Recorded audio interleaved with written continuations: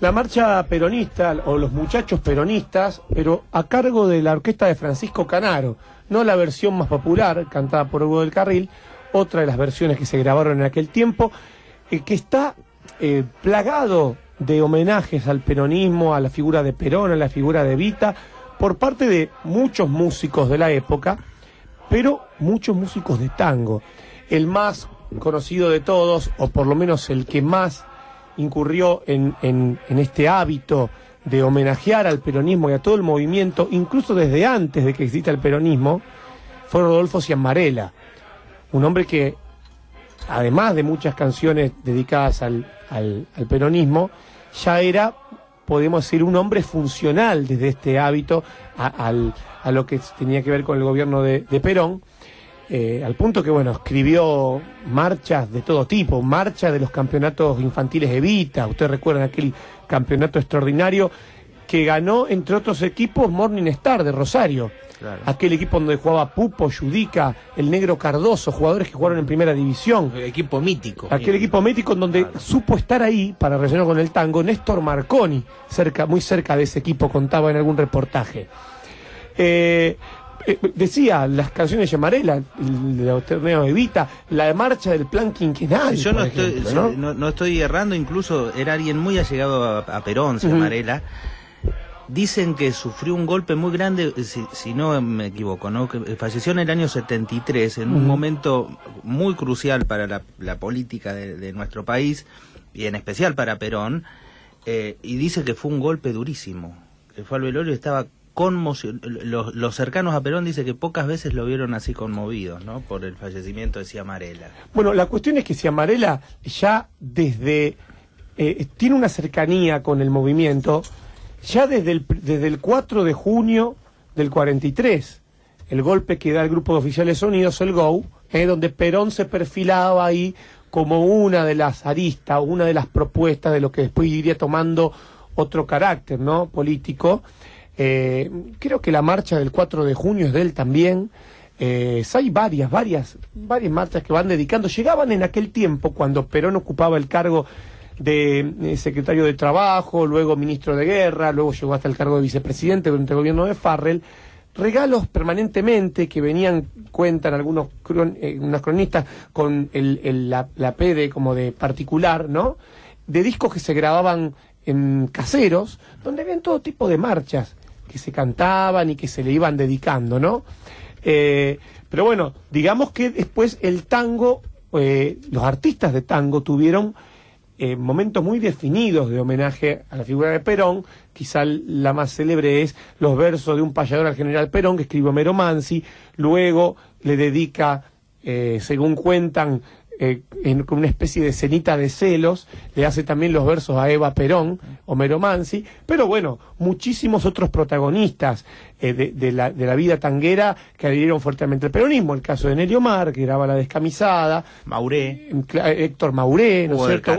Oscar Alonso también, Oscar Alonso, Tita Merelo. Y por supuesto los poetas, hablamos de Mansi, y en el último tiempo la aparición de Discépolo, que muchos creen que tuvo, y esto es necesario un poco aclararlo, ¿no? Muchos creen que tuvo un compromiso ideológico desde los comienzos del peronismo, cuando claramente no es así. Perón, Discépolo desarrolla el personaje de Mordisquito ya un poco en el final, ¿no? Fue en el 50, ¿no? Sí, claro. En el último año de su vida. Discépolo murió el 23 de diciembre del año 51. Mientras estaba haciendo Bloom, fue. Porque incluso a Paul le había ofrecido, como se negaba, varias veces se negó Discépolo, y a Paul sabía que lo necesitaba, hasta le ofreció hacerlo desde el camarín, porque Discépolo decía, estoy haciendo Bloom, no quería. O se negaba, o no tendría ganas, ¿no? Hasta le ofreció eso, bueno, después lo hizo, ¿no? Hay una gran, hay una similitud entre el acercamiento de los artistas populares, por ejemplo, del tango, con Perón, y los artistas del samba carioca y brasileño con Getúlio Vargas. Ambos, Perón y Getúlio Vargas, fueron propiciadores de leyes muy beneficiosas para los artistas populares y nacionales. El acercamiento es... el nexo del acercamiento es Sadaik. Perón coopta a Sadaik a través de una serie de reivindicaciones que se venían, por las cuales venían luchando, y bueno, no así con Argentores, que el proceso fue distinto, hasta que en el 50 sí renuncia toda la cúpula de Argentores y asume Bacareza, ¿no? Claro. Pero eso tardó más. Pero en Saadairí, desde el primer momento, fue como en otros gremios, ¿no? A través de una serie de reivindicaciones inmediatas, concretas, tangibles. Bueno, no nos olvidemos tampoco de Cátulo Castillo, que incluso escribió una canción, ahora no recuerdo. Escribió cuál fue. varias Cátulo ahí en... Y fue secretario de Cultura. Y fue secretario de Cultura en el 54. Quizá no la figura de Expósito, decididamente antiperonista, ¿no? Homero Expósito. Homero Expósito era un poco la excepción. Muy antiperonista. Muy antiperonista, sí. Muy antiperonista. Ojo, con era de izquierda Homero, sí, obvio, pero, sí. Lo que se dice, entre comillas, gorila. Sí, bueno, también es una palabra bastante conflictiva esa, ¿no? Lo que pasa es que el peronismo tuvo de todo, cariñosamente, ¿no? Me refiero. Cariñosamente. Expósito Viniendo de usted, era un personaje, no. Lo tomo como de quien viene, justamente. Pero hablando de esto, antes hablamos de González Castillo. Sí. Siempre sin intención de hacer ucronía, ¿no? Pero que hubiese sido, porque Cátulo dijo alguna vez se le recriminó tu padre que fue anarquista alguna vez, vos sos peronista, y Cátulo dice, si mi padre viviese también sería peronista. Para el encanto de los peronistas y para desprecio de los anarquistas, ¿no? Pero es muy curioso porque en la familia Castillo, antes un poquito hablábamos con los chicos, que Saulo Benavente, la mamá de Saulo Benavente, se juntó con González Castillo en los últimos 7 años de la vida de González Castillo, después del fallecimiento de Amanda, de la madre de Cátulo. Había fallecido el padre Saulo, y se criaron todos juntos. Saulo Benavente y Cátulo Castillo eran hermanos. Sí, claro. Saulo Benavente empezó a hacer teatro con su padrastro, con González Castillo. Había una unión fraternal, además entre compañeros libertarios, había toda una confraternidad muy grande. Y se pelean a muerte durante el peronismo, porque Saulo se había hecho comunista, que también lo había sido Cátulo, y durante el peronismo hubo un quiebre total, una ruptura, no se hablaron más durante 20 años, hasta que cuando Cátulo vuelve a Saadairí en la década del 70, Saulo debía bastante dinero por esos emprendimientos que hacía él, y un día le llega que no debía más nada, y fue a ver, y era su hermano Cátulo, Cátulo el bueno, que lo había... Bueno, ¿no? Pero esa es la historia del país, exactamente, además, ¿no? Exactamente. En una familia. Y entre estos casos, ¿no?, que aparece la figura de Alberto Marino también, ¿no? Un gran cantor en ese momento. No sé, recuerdo si ya había dejado la orquesta Aníbal Troilo hacía un par de años, y graba la Oda a Perón, que es una letra que no se desconoce el autor, pero sí claramente está puesta sobre la música del tema Misarapos. De hecho, es un tema en 3/4, que parece la marcación de tipo una balada rusa, como está tocado al estilo de aquella que cantaba Gardel, Sonia, o la que cantaba Magarli Nieve, ¿no? Vamos a escuchar entonces esta Oda a Perón en la voz de Alberto Marino, parte del largo listado de obras que artistas de tango le dedicaron a la figura de Perón y al proceso justicialista que se daba en aquellos años.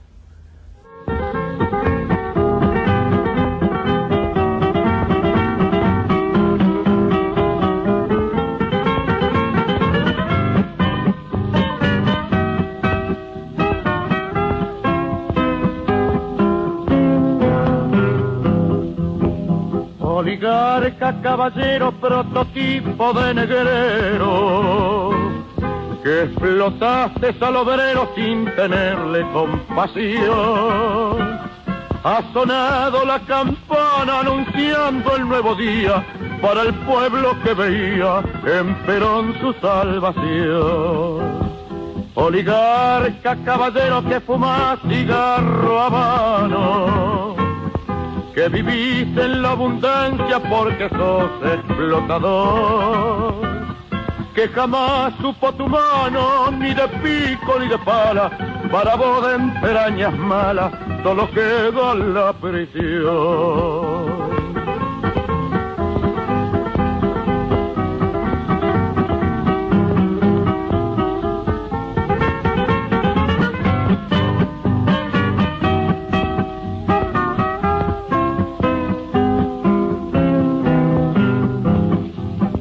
Vende patria que entregaste el transporte al extranjero, que te nutres con dinero del sudor de los demás.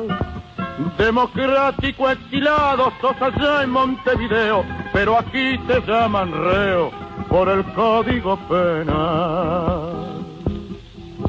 La Argentina tiene un libro... Oda a Perón, en la voz de Alberto Marino, otro de los temas que estamos rescatando en el medio de toda esta evocación. 70 años de aquel 17 de octubre, aquella movilización de masas. Se calcula, muchas veces se intentó hacer un cálculo de cuánta gente se movilizó, por lo menos en lo que tiene que ver con la Plaza de Mayo. Algún cálculo decía que no podía haber en la Plaza de Mayo más de 80.000 personas, porque se calcula por metro cuadrado cuántas personas, pero en las adyacencias, lo que es la Avenida de Mayo, las diagonales, sí.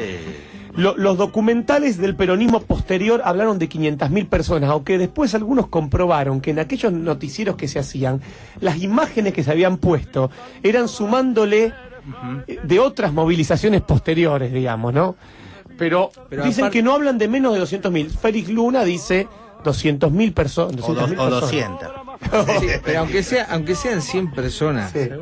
El impacto... No, a ver, muchas veces no dimensionamos en la actualidad Sí.